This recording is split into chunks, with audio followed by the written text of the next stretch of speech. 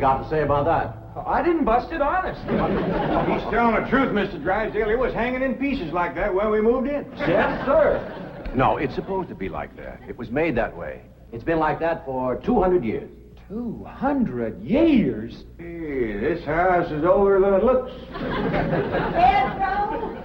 Oh, I plumb forgot. Granny wants to see you. Skedaddle. All right, Uncle Jed. Nice boy. His ma, my cousin Pearl, gave me the notion to move out here. Well, I'm most grateful to her. Oh, but first, I wanted to explain about this priceless crystal chandelier. It was designed and made for Louis XV, hung in the Hall of Mirrors at Versailles. Napoleon Bonaparte planned campaigns with the light of that chandelier. Talleyrand used it. Wellington, Disraeli, Bismarck, Wilson. Mr. Drysdale, we're just plain folk. We don't mind a few things being secondhand. Getting back to my cousin Pearl, she's looking after the old home place for me. You ain't never seen my family home, have you? No, I haven't, Mr. Clavitt. It's a dandy. Yes, those southern mansions are beautiful. I suppose it has the large white pillars. It did, but we bring them along and put them on the beds out here. No, you see, I was referring to wooden pillars. Oh, I ain't never slept on one of them. We had everything first class back home. Sure hope Pearl's taking good care of that place.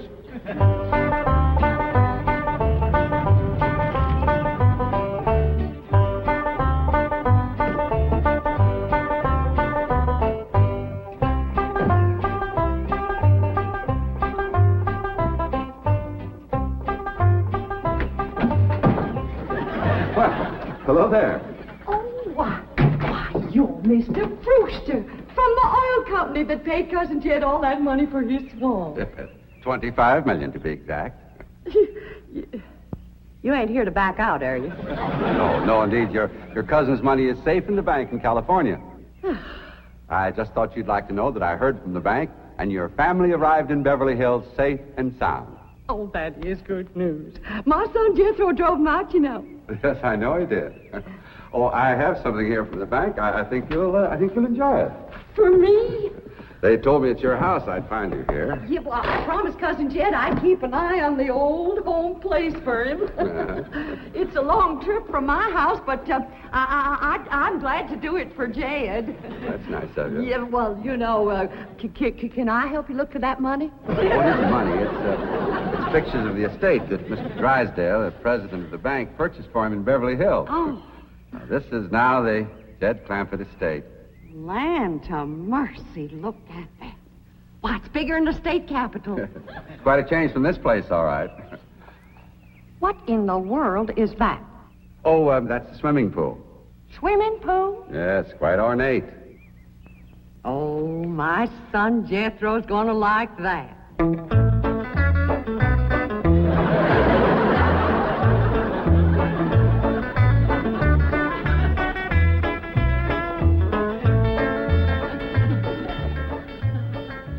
Granny, when we's done washing, can I go swimming here in the cement pond?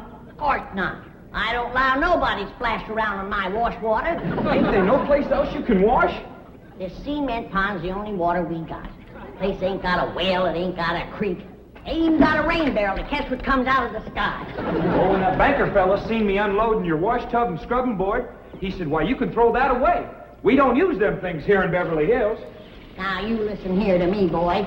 I don't care how other folks live in Beverly Hills, but us Clampetts is gonna be clean. Yes, ma'am. May not have it as nice as we had it back home in the cabin. Plump right in the house and everything.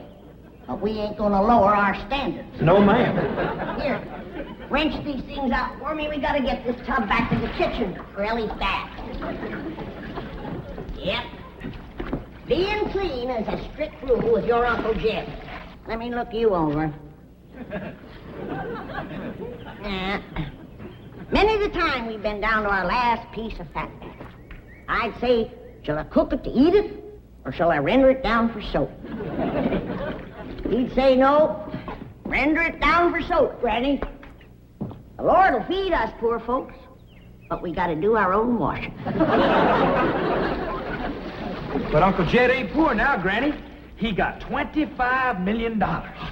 How long do you think that's gonna last if we go throwing it away on store-bought soap?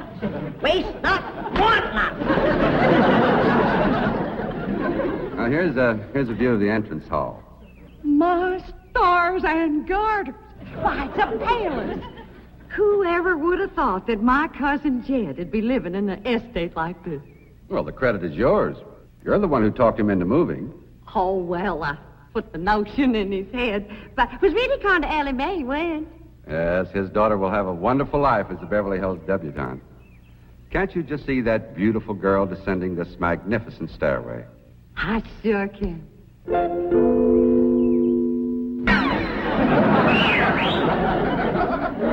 Ellie Mae, I don't reckon that's the way a young lady comes down the steps in Beverly Hills, is it, Mr. Drysdale? Oh, not as a rule, no. Oh, I can come down the other way. Watch this.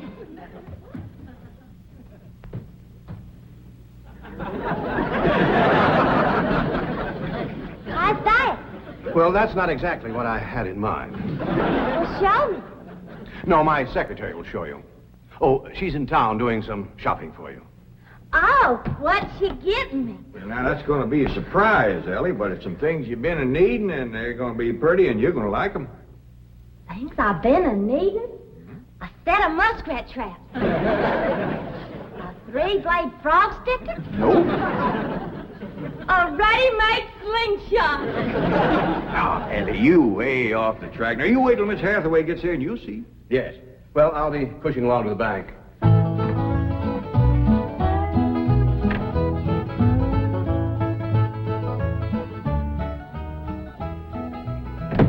Now, don't you worry about your daughter, Mr. Clampett. When my secretary gets through with her, you'll think she's been to finishing school. I sure wish my cousin Pearl was out here, fixing Ellie up.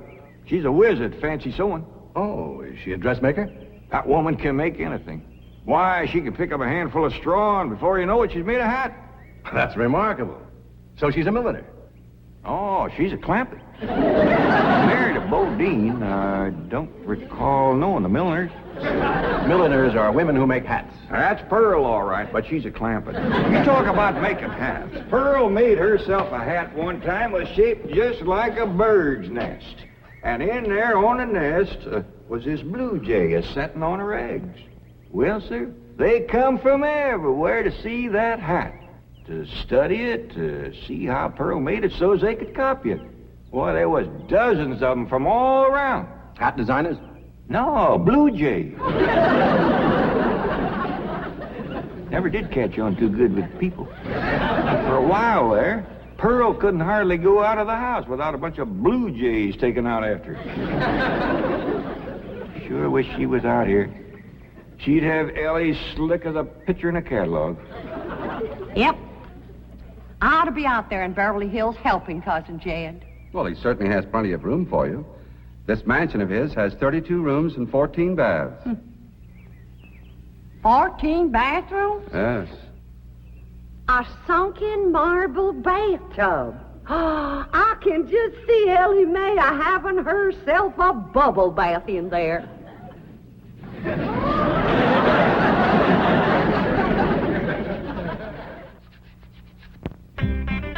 I tell you, Mr. Brewster, the more I see of these pictures, the more I want to get out there and help Cousin Jed. Of course, I wouldn't go without being asked. Well, naturally. But, I think you should go. I've been asked. Well, now, it's not exactly my province. Well, why don't you telephone your cousin and talk to him? Oh, why, they ain't a telephone within 40 miles of this place. Nearest one, I guess, is at the International Emporium, clean over to Oxford. Well, I'll be happy to drive you over there. Oh, I couldn't let you drive me all that way just to use telephone. Busy oil company man like you. That's 40 miles. There's no trip at all in this car. No, I couldn't do it. Why, folks that see me riding in this big, shiny car with a tall, good-looking city fella, why, sure as the world, they'd think that... Let's go. Well, what about your horse and buggy? Oh, just untie Betsy. You go on home.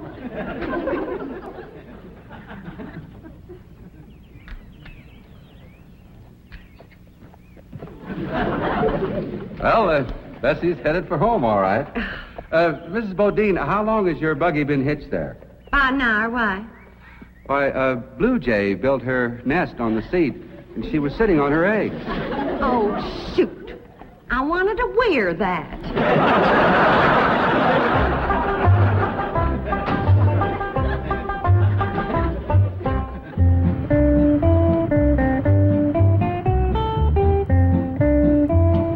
And here's Miss Hathaway.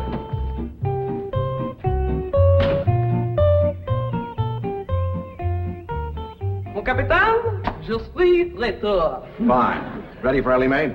Gentlemen, aided and abetted by the gossamer garments, exotic lotions, and other feminine appurtenances within these cartons, I am ready to assume the role of Pygmalion and transform that barefoot Galatea into a striking and sophisticated paragon of Beverly Hills literature.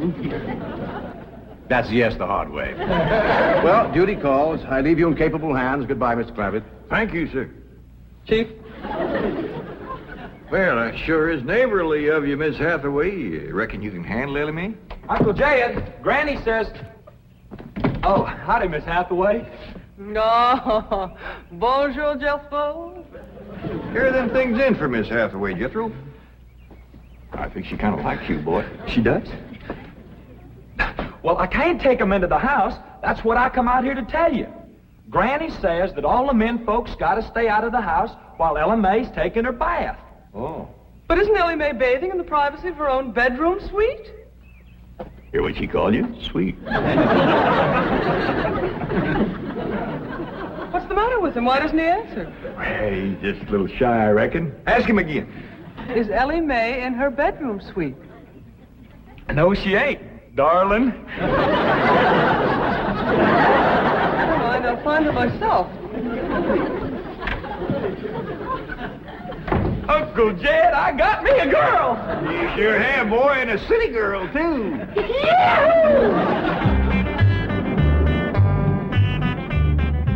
Some city girls I were about. Jethro's such a good-looking boy. Every girl in the 5th grade was after him. I hardly think anything serious can develop between boys and girls in the 5th grade. Oh, I don't know. So far this year, there's been 3 couples out of Jethro's class get married. Married? 5th grader? Parson's nearly as busy in that school as the teacher. That's amazing. Oh, I've heard of... Wouldn't you know it? There's that Snoopy Alverna Bradshaw and her big mouth daughter sitting on my front porch. Oh, I could just hear the stories they'll start going around if they see me in this car here with you. Yoo-hoo! Alverna! It's me! Terrible gossip, that woman, always making trouble. She tried to talk Granny out of going to California. She ought to see Granny now. Living like a queen in that Beverly Hills mansion.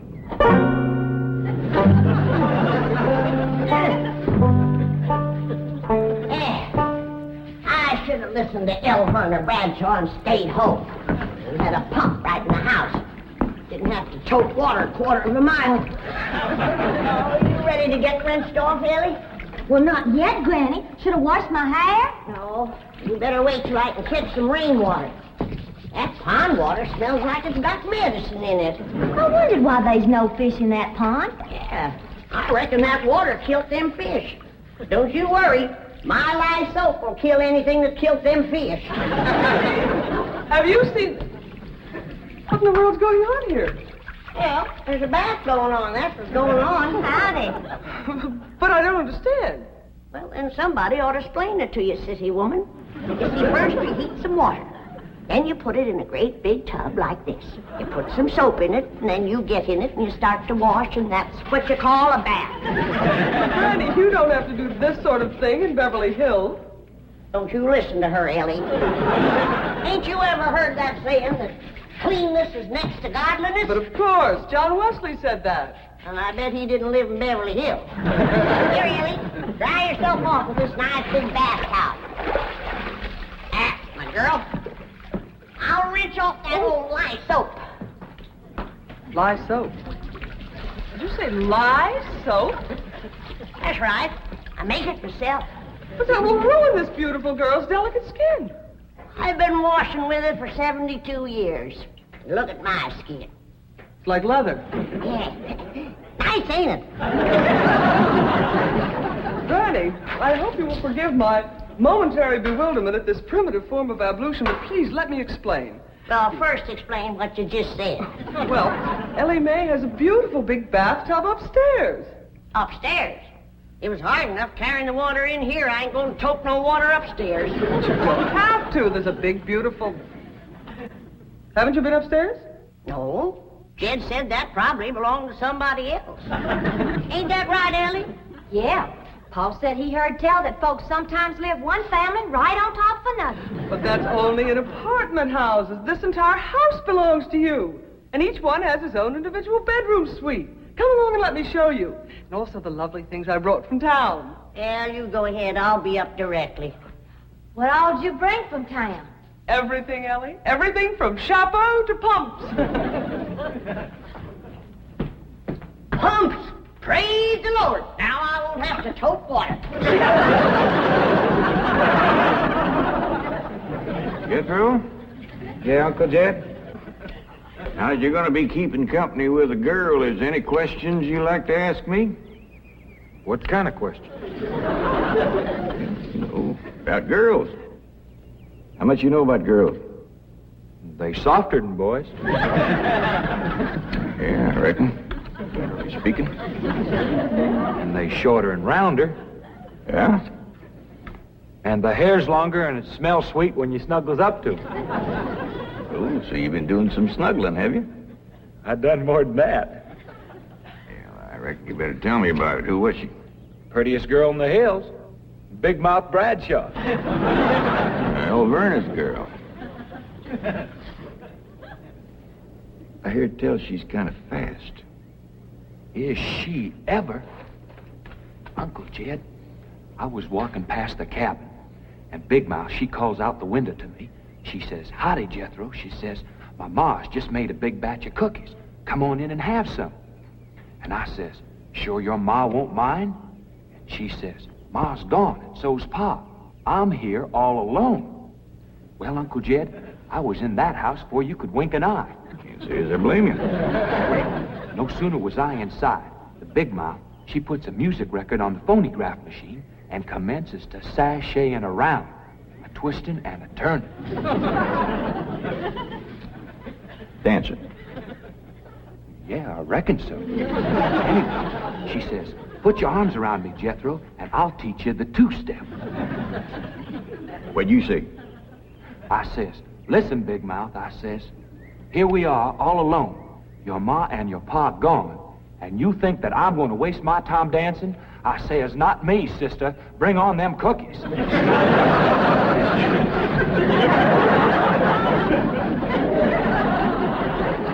What'd she say? Well, Jed, you and Jethro can start digging the well.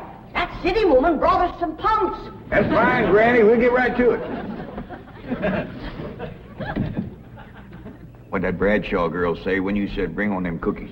well, she just held up them cookies like this here, kind of blinked her eyes at me, and said, "Jethro, which do you think it tastes sweeter, these here cookies or my lips?" Well, Uncle Jed, right then and there's when I found out she was fast. I grabbed them two cookies, and it took me 2 miles to outrun that gal.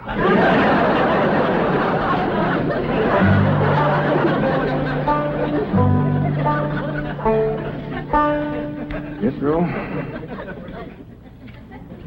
on one of these days, you and me's got to have a long talk.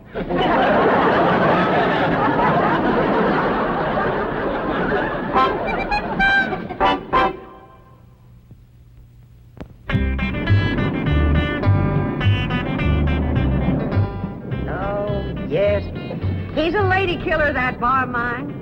While Verna Bradshaw's daughter traced him all the way home one day. Sounds like Jethro has a lot of charm and sex appeal. Oh, he has.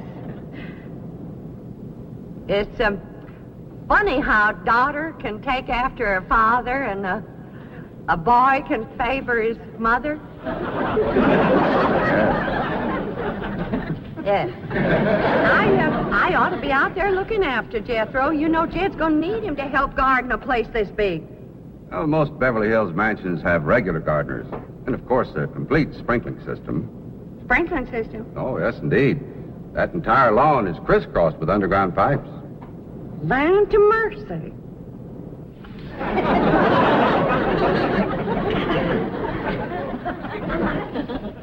By thunder, Jethro, there's water all over this property. Ain't too deep, neither. I know. Should I commence to digging? Well, now, let's get as close to the house as we can. That way the pump won't have so far to pull. Robert! Jethro! Oh, here comes your sweetheart. Mr. Clampett, I cannot handle that daughter of yours. What happened? I opened that box of beautiful clothes, turned my back for a moment, and she bolted like a wild colt. I was afraid this would happen. Where is she? She's up there. I'll go right up and talk to her. Jethro, have you been upstairs yet? No, ma'am. Then you've got a surprise coming to you. What is it? Your sweets. So are you. No.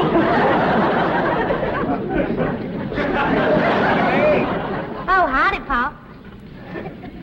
Wait. I'm ashamed of you. Running off from Miss Hathaway. I didn't run away from Miss Hathaway. What'd you climb up here for? To cut a fork for that new store-bought slingshot she brought. Did she bring you a slingshot? Fanciest thing you ever did see. Just a minute, I'll hook it up and you can see for yourself.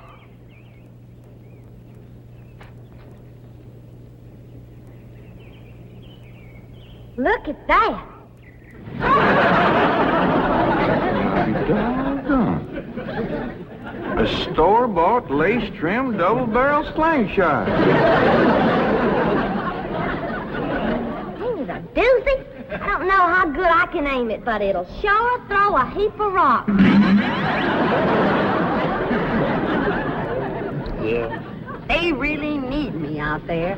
Why, I could work wonders for Ellie Mae with my fancy sewing and beauty secrets and hairstyling and everything. Of course, I had to learn all those things, not having a husband to support me. Didn't you say it was 40 miles to the town of Oxford? Oh, that's right.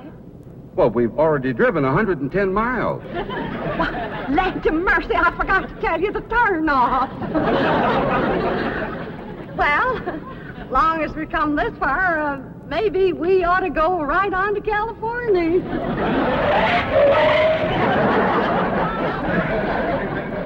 I tell you, Granny, there's so much water here, you could shoot a load of buckshot in that ground and bring up a dozen springs. I'll be right back.